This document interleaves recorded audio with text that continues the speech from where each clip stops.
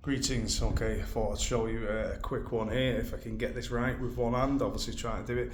We've got a banister here at a church and I'm trying to help out. Someone's pulled it away and what we've got is plasterboard behind, so it's very hard to get any fixings. A few people have tried and it just keeps pulling off, so obviously handrail down the stairs is really important. So what we're going to use, if we can get them, is we're going to try these today, and at the moment it's looking good. And what it is let me show you one of these ones. That's how they come. Okay, and they extend in and out there. So if you see, it goes thicker plasterboard or slimmer plasterboard. You've got two little sections there that spring out. Again, one hand. One goes one way and one goes the other way.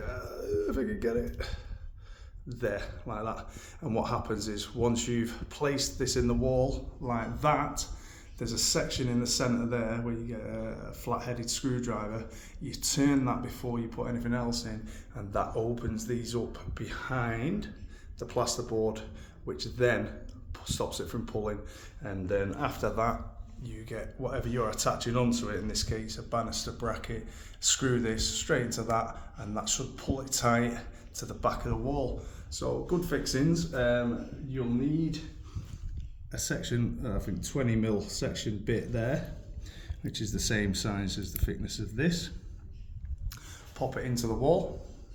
Once it's flush, you should be able to push that back if it needs to go any further. So if your plaster or your skim's a bit bigger, you can push it back.